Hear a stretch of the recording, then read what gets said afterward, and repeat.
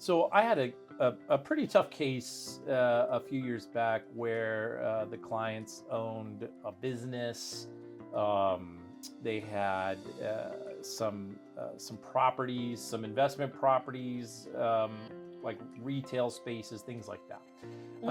I lacked the experience at that time as a mediator to handle some of those more difficult financial situations that came up with that. And that's where it's great having you in the office as a CDFA, somebody that has that experience to forensically look at things. And that really helped me in that case.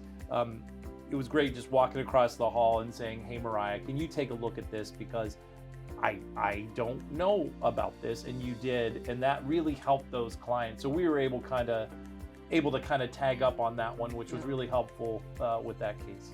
Over the years, sometimes I'll hear you talk, and it's almost my exact word about financial stuff. And I think that you are, compared to like other mediators out there who don't have like the brain or the mouth of a CDFA in the same office with them, so much more equipped and so much better educated about the financial side of mediation than a lot of other mediators, just by like being here and having these conversations when the cases come up. Osmosis, yeah. Because sometimes I hear I'm like, that's exactly right, and I know where he learned that. Right. I think my hardest case was a case that ultimately didn't settle in mediation. Was a lot of conflict. I think some mental illness, possibly on both parts, but both people were likable. They came across as very normal people, and it took me a while to get the temperature. Like, okay, well, clearly someone's not telling me the truth. Clearly there's some stuff I don't know, but I couldn't really, it was hard because I think of the mental illness to get to the crux of it. And it was also what prevented them from reaching agreement. They were stuck in that cycle of fighting, and they wanted that vindication in court that just unfortunately doesn't exist. And I think they're probably still fighting. I haven't looked, but that was hard because the high conflict personalities are difficult, and you mentioned mental illness. It's not our job to diagnose because that's above our pay grade, right?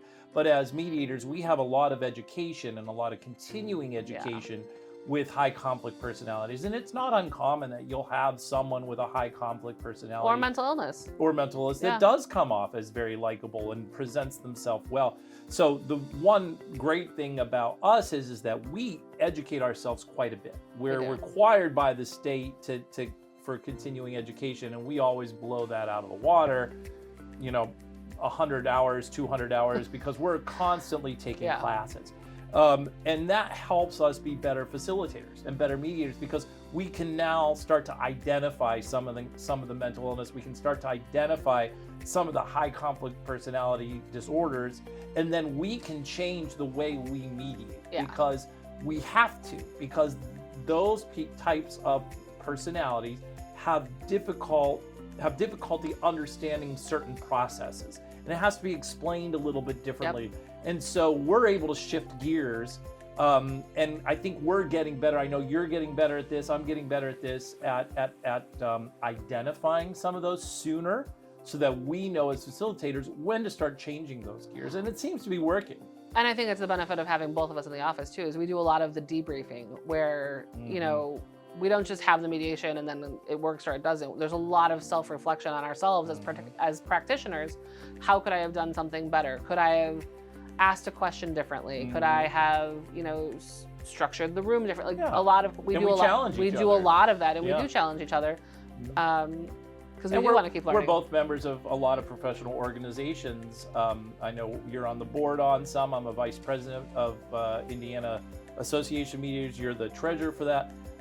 So we're involved in a lot of reflective practice groups as well. So not only do we have each other, we have a really great network of judges and attorneys and other mediators from all across the country that we can tap into. And we do. And we do when we need to. Yeah, and absolutely. It's a good community to, we're mediators, right? So we want to make peace in the world. Right. But we do actually avail ourselves to our counterparts all the time.